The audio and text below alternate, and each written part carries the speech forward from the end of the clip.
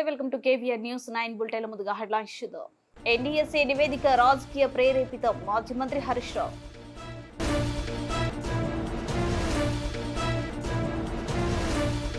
అఖిలపక్ష నాయకులతో all India Muslim personal లా board విలేకరుల సమావేశం.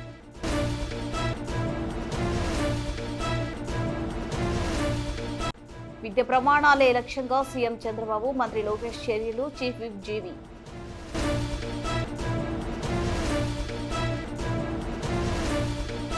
మే 20వ తేదీన దేశవ్యాప్త సార్వత్రిక సమ్మె.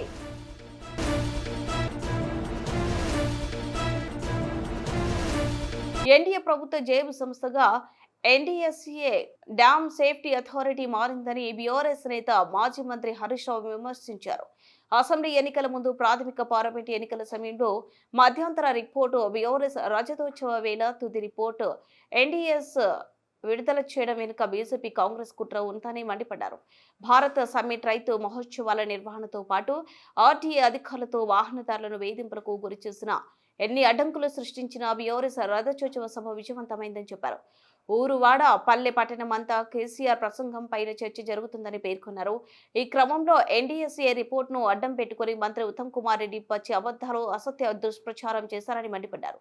ఎన్డీఎస్ ఏర్పాటు బిల్లును కాంగ్రెస్ పక్షాన లోక్సభలో వ్యతిరేకించిన ఇదే ఉత్తమ్ కుమార్ రెడ్డికి బీఆర్ఎస్ మీద విమర్శలు చేయడానికి ఇవాళ NDSA report Bhagavad Gita, Quran, Bible లాగా కనబడుతున్నది అని విమర్శించారు.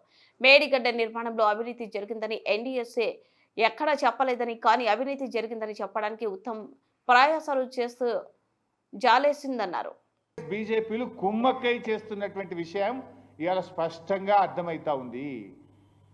ఇప్పుడు ఎస్ఎల్బీసీ కుప్పకూలిపోయింది. ఇదేదో డిజాస్టర్స్ అని మాట్లాడుతుండు ఉత్తమ్ కుమార్, ఒత్తి పలుకుతుండు.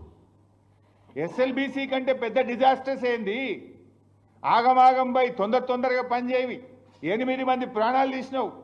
కనీసం శవాలను కూడా బయటకు తీయలేని చేతగాని దద్దమ్మ ప్రభుత్వం ఈ కాంగ్రెస్ ప్రభుత్వం. అంతకంటే డిజాస్టర్స్ ఇంకోటి ఉంటుందా మిస్టర్ ఉత్తమ్ కుమార్ రెడ్డి? 60 రోజులైంది. 60 రోజులైనా డెడ్ బాడీలను కూడా బయటకు తీయలేనటువంటి చేతగాని ప్రభుత్వం ఈ కాంగ్రెస్ ప్రభుత్వం. మీరు వచ్చినాక ఖమ్మం జిల్లాలో పెదవా కొట్టుకుపోయింది, సుంకిశాల కుప్పగూలింది, పాలమూరు ఎత్తిపోతల పథకంలో వట్టెం పంపౌజ్ నిండా మునిగిపోయింది, ఎస్ఎల్బీసీ టనల్ కూలిపోయి 8 మంది ప్రాణాలు బలిగొన్నావు నువ్వు. ఇంకా మీరేదో పెద్ద శుద్ధపూసల లెక్క మాట్లాడుతున్నారు. ఇవాళ చాలా విషయాలు పూర్తిగా సత్యదూరమైనటువంటి అబద్ధాలు మాట్లాడినటువంటి ప్రయత్నం చేసినారు. వారు మాట్లాడిన ప్రతిదీ కూడా నేను సాక్ష్యాధారాలతో ప్రూవ్ చేయడానికి రెడీగా ఉన్నా. ఉత్తమ్ కుమార్ రెడ్డి లైట్ అన్ని అబద్ధాలు మాట్లాడాడు, అసత్యాలు మాట్లాడాడు, అర్ధ సత్యాలు మాట్లాడాడు. ఇవాళ కాళేశ్వరం ప్రాజెక్టు గురించి అదేదో ప్రాణహిత చేవెళ్ళ ప్రాజెక్టు మేము గొప్ప కట్టినాం, మేమే స్టార్ట్ చేసినాం, మేమే పని చేసినాం. మరి మీరే పని చేస్తే ఎందుకు తమ్మిడిహట్టికి 8 ఏళ్ళు కాంగ్రెస్ ప్రభుత్వం అధికారంలో ఉంటే అనుమతి కూడా తేలేకపోయారు? మహారాష్ట్రలో కాంగ్రెస్ ప్రభుత్వం, ఆంధ్రప్రదేశ్లో కాంగ్రెస్ ప్రభుత్వం, ఢిల్లీలో కాంగ్రెస్ ప్రభుత్వం, 3 చోట్ల కాంగ్రెస్ ప్రభుత్వం ఉంటే 8 ఏళ్లలో మహారాష్ట్రాన్ని ఎందుకు ఒప్పించలేరు? ఎందుకు తమ్మిడిహట్టికి అంతర్రాష్ట్ర ఒప్పందం చేయలేదు? ఒకసారి సమాధానం చెప్తారా? Is it not the failure of Congress party? Congress ప్రభుత్వం నిర్లక్ష్యం కాదా? ఒకవేళ 8 ఏళ్లలో 8 ఏళ్ళు మీరే అధికారంలో ఉన్నారు, రాష్ట్రంలో, మహారాష్ట్రలో, కేంద్రంలో 3 చోట్ల అధికారం ఉండి తమ్మిడిహట్టికి అనుమతి మీరు తెచ్చుంటే, కట్టుంటే ఇవాళ ఈ పరిస్థితి ఎందుకు వస్తుండే? ఆనాటి మహారాష్ట్ర ముఖ్యమంత్రి మన ముఖ్యమంత్రి కిరణ్ కుమార్ రెడ్డికి ఆ రోజు రాసిన లేఖ ఇది. ఏం రాసిండు?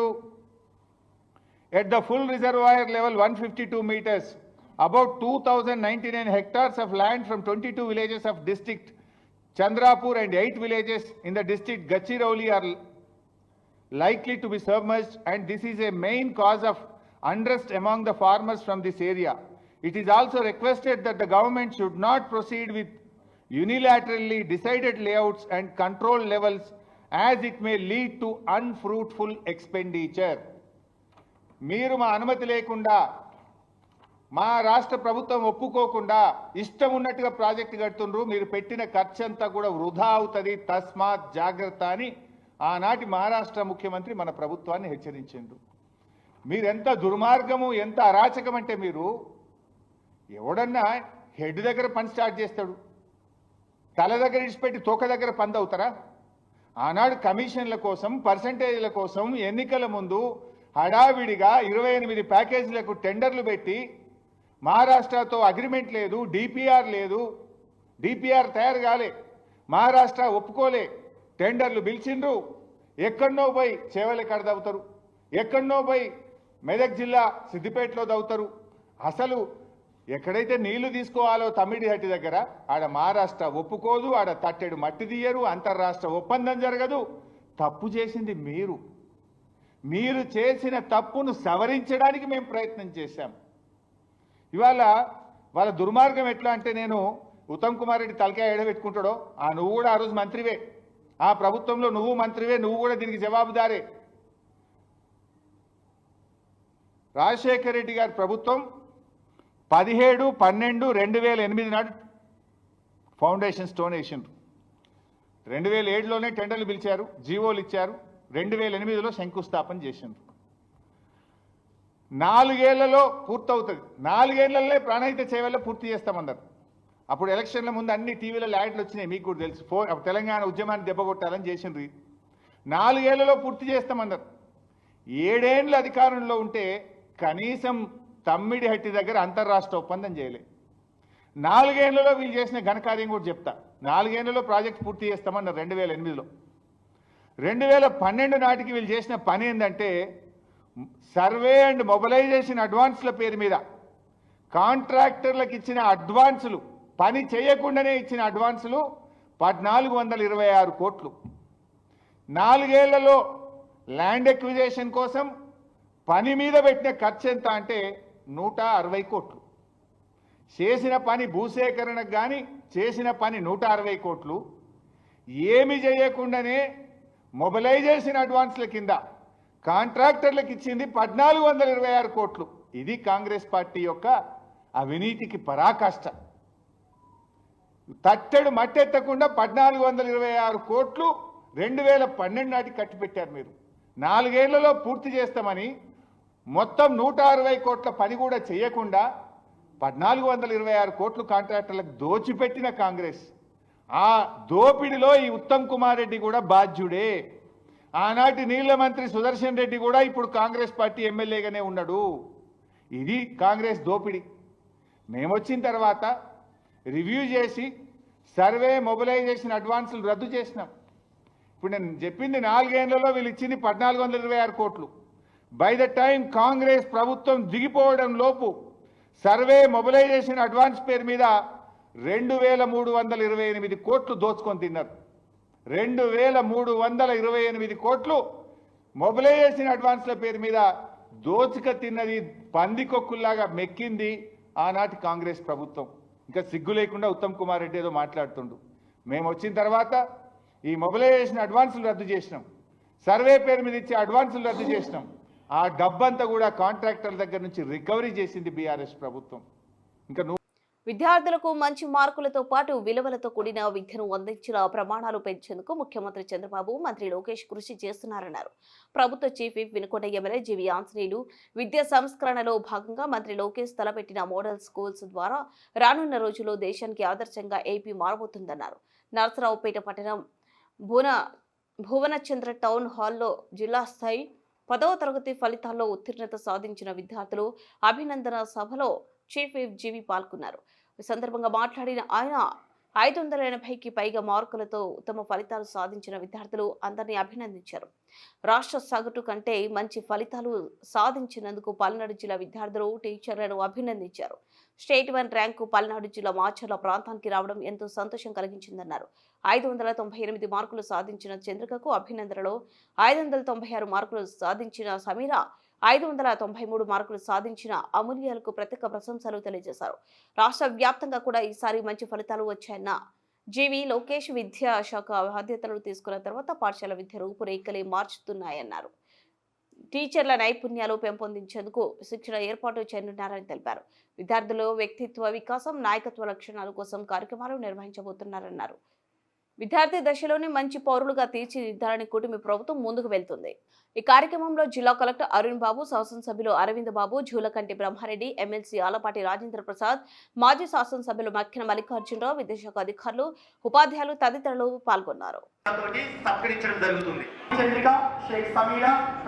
విద్యార్థులు ఈరోజు 580 మార్క్స్ పైన సాధించినటువంటి వాళ్ళందరూ ఒకసారి చేతులెత్తండి. ఎక్కడెక్కడ ఉన్నారు చేతులెత్తండి.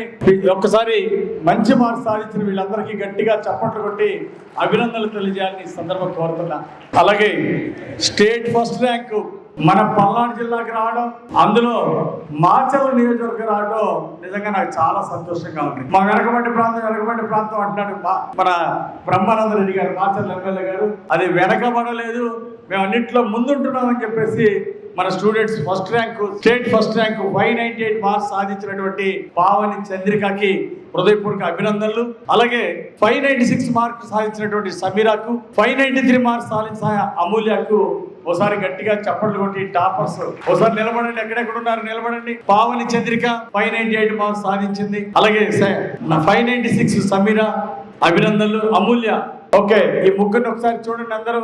ఒకసారి వాళ్ళకి నిండు మనసుతో వాళ్ళందరినీ ఆస్వాదించాలని ఈ సందర్భం కోరుతున్నాను. కంగ్రాచులేషన్స్. రాష్ట్రం మొత్తం ఈసారి 10th లో మంచి ఫలితాలు సాధించారు. లోకేష్ గారు విద్యాశాఖ మంత్రి అయినప్పటి నుండి సంస్కరణలు ప్రారంభమైనాయి. గతంలో స్కూల్స్ మెర్జింగ్ అని చెప్పేసి కొన్ని బళ్ళు మూసేపించారు. జీవో 117 తీసుకొచ్చి అలా పనికి మాలినటువంటి జీవో, గత వైసీపీ ప్రభుత్వం ఇచ్చినటువంటి పనికి మాలిన జీవోని రద్దు చేసి ఎన్నికల ముందు ఇచ్చినటువంటి హామీని నిలబెట్టినటువంటి నారా లోకేష్ గారు స్కూల్ మెర్జింగ్లు ఎత్తిపడేసి ఈరోజు మోడల్ స్కూల్స్ తీసుకొచ్చారు మన నారా లోకేష్ గారు. ఒకసారి గట్టిగా చప్పట్లు కొట్టి మంచి సంస్కరణలు తీసుకొస్తూ మంచి విద్యా విధానాన్ని తీసుకొస్తున్నటువంటి నారా లోకేష్ గారికి హృదయపూర్వక అభినందనలు తెలియజేస్తున్నా. రాష్ట్రంలో 81.14% ఫలితాలు వస్తే మంచిగా అందరూ సంతోషపడుతున్నారు. మన పల్నాడు జిల్లా అంతకంటే ఒక అడుగు ముందుంది. రాష్ట్ర యావరేజ్ కంటే ఎక్కువ పల్నాడు జిల్లా సాధించడం మన పల్నాడు జిల్లా టీచర్స్ అందరికీ, విద్యార్థులందరికీ అభినందనలు తెలియజేస్తున్నా. పల్నాడు జిల్లా 84.15 ఉత్తీర్ణత సాధించింది. స్టేట్ యావరేజ్ కంటే మన పల్నాడు జిల్లా యావరేజ్ ఎక్కువ వచ్చినందుకు చాలా సంతోషం. 100% పైన ఉత్తీర్ణత 1680 పాఠశాలలు రావడం మనందరం గర్వించదగ్గ విషయం అని కూడా ఈ సందర్భంగా తెలియజేస్తున్నా. గతంలో వైసీపీ పాలనలో 2022లో కేవలం 67%, 67.26% పాస్ అయ్యారు. అలాంటి చేదు అనుభవాలు చూసాం గత వైసీపీ ప్రభుత్వంలో. విద్యా ప్రమాణాలు పడిపోయినాయి. దానికి కారణం ఏంటంటే లిక్కర్లో దోచుకుందాం, సిమెంట్లో ఇనుములో దోచుకుందాం, గనుల్లో దోచుకుందాం అని గత పాలకులంతా దోపిడీ ఎక్కడ చేద్దామనే ఆలోచనే కానీ మన విద్యా ప్రమాణాలు ఎక్కడ పెంచుతాము, అలాగే విద్యార్థులకు మంచి ఎడ్యుకేషన్ ఎక్కడ ఇద్దాము, రైతుల్ని ఎలా బాగు చేద్దామని గత ప్రభుత్వంలో విద్యా ప్రమాణాలను మర్చిపోయి టీచర్స్ కి కొత్త ఇబ్బందులు 10 యాప్లు 15 యాప్లు పెట్టి నానా ఇబ్బందులు పెట్టారు. టీచర్స్ ని పిల్లలకి పాఠాలు చెప్పే పని లేకుండా చేశారు గత ప్రభుత్వంలో. మళ్ళీ లోకేష్ గారు ఆ యాప్లన్నీ తగ్గించేసి ఒక యాప్ లో తీసుకొచ్చి మరి చాలా వరకు మేలు చేశారు టీచర్స్ కి. అదే విధంగా మళ్ళీ ఈరోజు నారా లోకేష్ గారు విద్యా ప్రమాణాలు పెంచడానికి మంచి సంస్కరణలు తీసుకొస్తున్నారు. మోడల్ స్కూల్స్ తీసుకొచ్చారు. ఈ మోడల్ స్కూల్లో రానున్న కాలంలో నంబర్ 1 విద్యా ప్రమాణాలతో ముందుకెళ్ళబోతున్నారు. భారతదేశంలోనే అగ్రగామిగా మన ఆంధ్రప్రదేశ్ విద్యార్థులు ముందుకెళ్ళబోతున్నారు. మన టీచర్స్ కూడా మరి ప్రత్యేక వాళ్ళ నైపుణ్యాలు పెంచడానికి కూడా ప్రత్యేక శిక్షణ ఏర్పాటు చేయబోతున్నారు. అలాగే విద్యార్థుల్లో మానసిక వికాసం కోసం, నాయకత్వ లక్షణాలు పెంపొందించడం కోసం లోకేష్ గారు ప్రత్యేక కార్యక్రమాలు తీసుకురాబోతున్నారు. ఎందుకంటే చదువు ఒకటే కాదండి, చదువుతో పాటు సంస్కారాలు, మంచి విలువలతో కూడినటువంటి విద్య చాలా అవసరం. మ్యాథ్స్ సైన్స్ లో విలువలు ఉండవండి, మ్యాథ్స్ సైన్స్ లో మార్కులే వస్తాయి. నిజమైనటువంటి విలువలు విద్యార్థులకు నేర్పాలని ఈరోజు నారా లోకేష్ గారు, ముఖ్యమంత్రి చంద్రబాబు గారు మంచి విద్యా విధానంలో గొప్ప మార్పులు తీసుకొస్తున్నారు. పర్సనాలిటీ డెవలప్మెంట్ ట్రైనర్స్ ని పెట్టి మన టీచర్స్ లోనే కొంతమందిని తీసుకొని వాళ్ళకి ప్రత్యేక శిక్షణ ఇచ్చి వాళ్ళ ద్వారా స్కూల్స్ లో ప్రతి స్కూల్లో మార్కులతో పాటు గొప్ప సంస్కృతి సాంప్రదాయాలు, గొప్ప నాయకత్వ లక్షణాలు, గొప్ప హ్యూమన్ వాల్యూస్, అలాగే నైతిక విలువలు, మోరల్ వాల్యూస్తో పిల్లల్ని ఒక ఆదర్శంగా తీర్చిదిద్దడానికి నేడు బాటలు వేస్తున్నారు మన ముఖ్యమంత్రి చంద్రబాబు గారు.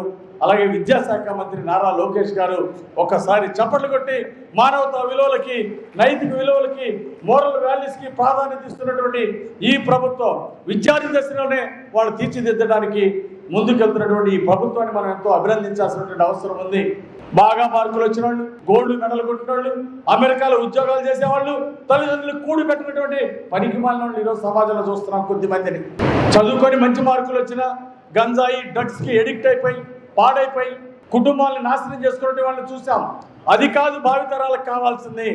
మార్కులతో పాటు మంచి సంస్కృతి, సాంప్రదాయాలు, మంచి విలువలతో కూడినటువంటి విద్యను అందించడమే ఈరోజు ఎన్డీఏ ప్రభుత్వం యొక్క లక్ష్యం అని చెప్పి ఈ సందర్భంగా వక్ఫ్ సవరణ చట్టాన్ని రద్దు చేసేంత వరకు తమ నిరసనలను విరమించే ప్రసక్తే లేదని విద్వేషంతో అహంకారపూరిత ధోరణితో వ్యవహరిస్తున్న కేంద్ర ప్రభుత్వం తీరుకు నిరసనగా ఈ నెల 30వ తేదీ రాత్రి 9 గంటల నుంచి 9:10 గంటల నిమిషాల వరకు కుల మతాలకు అతీతంగా స్వచ్ఛందంగా గృహ వాణిజ్య సముదాయాలలో విద్యుత్ లైట్ల బంద్ నిరసన కార్యక్రమం చేపట్టాలని ఆల్ ఇండియా ముస్లిం పర్సనల్ లా బోర్డు పిలుపునిచ్చారు.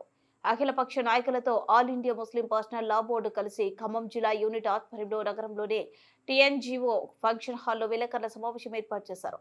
ఈ సందర్భంగా వారు మాట్లాడుతూ ఆల్ ఇండియా ముస్లిం పర్సనల్ లా బోర్డు ఖమ్మం జిల్లా యూనిట్ ఆధ్వర్యంలో కుల మతాలకు అతీతంగా నిరసనలు పర్వాన్ని ఉధృతం చేస్తున్నామని, అందులో భాగంగానే జిల్లా ప్రజలు తమ తమ నివాసాల వాణిజ్య సముదాయాలలో ఈ నెల 30వ తేదీ రాత్రి 9 గంటల నుంచి 9 గంటల 10 నిమిషాల వరకు మొత్తం విద్యుత్ లైట్లు స్వచ్ఛందంగా నిలిపివేసుకునే నిరసనను తెలుపుతూ కేంద్ర ప్రభుత్వ తీరును ఎండగడుతూ ముస్లిం మైనార్టీలు వినూత్న నిరసనలు తెలపాలని, తక్షణమే వక్ఫ్ సవరణ చట్టాన్ని రద్దు చేసేంత వరకు తమ నిరసనలను విరమించే ప్రసక్తి లేదని యూనిట్ హెచ్చరించింది.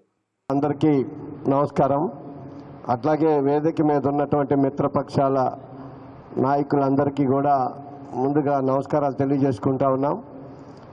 ఇప్పుడు అందరూ కూడా వారి అభిప్రాయాల్ని తెలియజేశారు. ముస్లిం పర్సనల్ లా బోర్డు ఖమ్మం జిల్లా యూనిట్ తరపున రేపు తీసుకున్నటువంటి కార్యక్రమాన్ని బలపరుస్తూ అఖిలపక్షం ఆధ్వర్యంలో 9 to 10 అంటే 9-10 నిమిషాల వరకు ఈ కరెంటు ఆఫ్ చేసేటటువంటి కార్యక్రమాన్ని తీసుకున్నారు. దాన్ని దిగ్విజయంగా జరగాలని కాంగ్రెస్ పార్టీ కూడా సంపూర్ణ మద్దతు తెలియజేస్తూ ఉన్నాం. అట్లాగే వేదిక మీద ఉన్నటువంటి ఈ కార్యక్రమానికి మద్దతు తెలియజేసినటువంటి అన్ని సంఘాలు, అలాగే అన్ని రాజకీయ పార్టీలు కూడా జిల్లా వ్యాప్తంగా జరగాలి కాబట్టి అన్ని మండలాలలో ఉన్నటువంటి మన కమిటీలకు కూడా మెసేజ్ ద్వారా అక్కడ కూడా ఈ యొక్క కార్యక్రమాన్ని తీసుకొని అక్కడ ఉన్నటువంటి సబ్ స్టేషన్ల ద్వారా కావచ్చు, అక్కడ ఉన్న గ్రామంలో ఉన్నటువంటి షాపులు అన్నిటినీ కూడా బంద్ చేయవలసిందిగా విజ్ఞప్తి చేయాలని చెప్పేసి కూడా కోరుతా ఉన్నాం. ఈ దేశంలో ఇప్పుడు అందరూ పెద్దలు చెప్పారు, బీజేపీ గురించి పెద్దగా మనం చెప్పాల్సిందే లేదు, అది ఒక మతతత్వ పార్టీగానే పరిగణిస్తూ ఉంది. మనం అందరం కూడా దాన్ని ఇప్పుడు మరొక స్వతంత్ర పోరాటం లాగా బీజేపీ విధానాలను ఎదుర్కోవటానికి ఐక్య సంఘటనతో ముందుకు వెళ్లాల్సినటువంటి అవసరం ఎంతైనా ఉంది.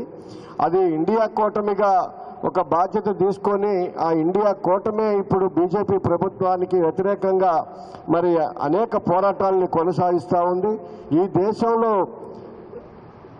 భిన్నత్వంలో ఏకత్వంగా అనేక ప్రాంతాలు, అనేక భాషలు, అనేక మతాల మధ్యలో ఉన్నటువంటి భారతదేశము ఒకవేళ ఎక్కడైనా ఏదైనా సమస్యలు వచ్చి ఏదైనా ప్రాంతంలో మత విద్వేషాలు మరి జరుగుతుంటే పాలకులు వాటిని ఏ విధంగా ఆపాలనేటటువంటి ప్రయత్నం చేసేది పోయి వీళ్ళే బీజేపీ ప్రభుత్వమే అనేక ప్రాంతాలలో ఇటువంటి వాటిని సృష్టించి అక్కడ మణిపూర్లో కావచ్చు, లేకపోతే బెంగాల్లో కావచ్చు, ఇంకో ప్రాంతాలలో ఏదో ఒకటి అక్కడున్న సమస్యల్ని చేసి ఎప్పుడూ కూడా ప్రశాంతత లేకుండా దేశం మొత్తాన్ని కూడా ఏదో ఒక ట్రాన్స్లో అంటే ప్రజల ప్రభుత్వ రంగ సంస్థలను ప్రైవేటు వారికి అప్పచెప్పకుండా జాతీయకరణ చేయాలని, బొగ్గు కులాలకు వేలం పాటను రద్దు చేసి నేరుగా బొగ్గు గనులను సింగరేణి సంస్థకి అప్పచెప్పాలని, కాంట్రాక్ట్ కార్మికులను పర్మనెంట్ చేసి కనీస వేతనం నెలకు 26,000 కంటే తగ్గకుండా జీవోను వెంటనే విడుదల చేయాలని, సుప్రీంకోర్టు ఇచ్చిన తీర్పు ప్రకారంగా సమాన పనికి సమాన వేతనం ఇవ్వాలని కార్మిక సంఘాల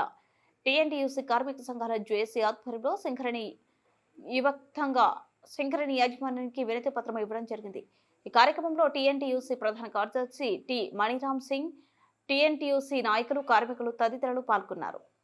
కార్మికుల ఐక్యత, కార్మికుల ఐక్యత, కాంట్రాక్ట్ కార్మికుల ఐక్యత, జేఏసీ ఐక్యత. 44 చట్టాలను 4 లేబర్ కోడ్లుగా మార్చారు కాబట్టి వాటిని వెంటనే రద్దు చేయాలి. 4 లేబర్ కోడ్లను వెంటనే రద్దు చేయాలి. ఈరోజు సింగరేణి వ్యాప్తంగా కార్మిక సంఘాల జేఏసీ ఏదైతే ఉందో, జేఏసీ ఆధ్వర్యంలో మరి అన్ని జీఎం ఆఫీసుల ముందు మరి యాజమాన్యానికి మా వినతి పత్రం ఇవ్వడం అనేది జరుగుతూ ఉంది. దాంట్లో భాగంగానే ఈరోజు మన్నమరి జీఎం ఆఫీసు ముందు మేము కార్మిక సంఘాల జేఏసీ యొక్క ఆధ్వర్యంలో మరి కార్మికుల యొక్క డిమాండ్స్ను మరి మేడేకు అంటే ముందే కాంట్రాక్ట్ కార్మికులకు కూడా హై పవర్ వేతనాలు చెల్లించాలని, అదేవిధంగా మన రాష్ట్ర ముఖ్యమంత్రి గారు కూడా మనకు ఎన్నికల ముందు వాగ్దానం చేసిండ్రు. వేతన కమిటీ మెంబర్ను కూడా మన జనక్ ప్రసాద్ గారిని కూడా నియమించడం జరిగింది. తొందరగానే మేము వేతన సవరణ చేస్తామని చెప్పారు కాంట్రాక్ట్ కార్మికులకు. మరి అదేవిధంగా సుప్రీంకోర్టు కూడా సమాన పనికి సమాన వేతనం ఇవ్వాలని చెప్పేసి సుప్రీంకోర్టు తీర్పు ఇచ్చినప్పటికీ మరి సింగరేణిలో ఇక్కడ అమలు చేయడం లేదు. దాంతోపాటు హై పవర్ కమిటీ వేతనాలు, ఫస్ట్ కేటగిరీ వేతనాలు కట్టివ్వాలని చెప్పేసి కూడా డిమాండ్ ఉంది. అది దాన్ని కూడా ఇక్కడ సింగరేణిలో మరి అమలుపరచడం లేదు.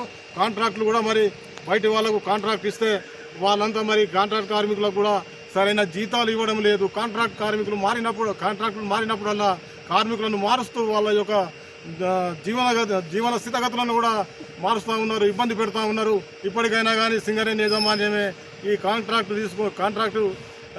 వర్క్స్ ఏవైతే ఉన్నాయో సింగరేణి ఆధ్వర్యంలో నడిపించి వాళ్లకు వైద్య సదుపాయం కానివ్వండి, ఈఎస్సీ సౌకర్యం కానివ్వండి, పిఎఫ్ కానివ్వండి, మరి వగైరా కూడా ఏదైతే సింగరేణి కోల్పెట్లో కూడా కొన్ని ఖాళీ అయినటువంటి కంపెనీ క్వార్టర్స్ ఉన్నాయి, బొగ్గు నిక్షేపాలు అయిపోయినాయి అనేటువంటి సాకుతోటి కూడా ఎన్నో కోటర్లు ఉన్నాయి. మరి ఆ కోటర్లలో కూడా ఎంతోమంది బయటి వాళ్ళు ఉంటా ఉన్నారు. ఆ కోటర్లను కూడా సింగరేణిలో ఉన్నటువంటి ఖాళీ అయిన కోటర్లను కూడా కంపెనీ మరి కాంట్రాక్ట్ కార్మికులు కూడా కేటాయించాలని చెప్పి మేము డిమాండ్ చేస్తూ ఉన్నాం. అదేవిధంగా సమాన పనికి సమాన వేతనం అంటే కనీసం మినిమం వేజెస్ నెలకు 26,000. బుల్టెన్ ముగించే ముందు హెడ్లైన్స్ మరోసారి. ఎన్డీఎస్ఏ నివేదిక రాజకీయ ప్రేరేపితం, మాజీ మంత్రి హరీష్ రావు.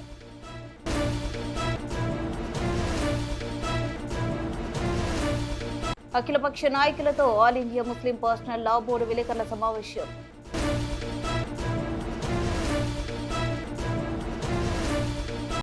విద్య ప్రమాణాలే లక్ష్యంగా సీఎం చంద్రబాబు, మంత్రి లోకేష్ చర్యలు, చీఫ్ విప్ జీవి.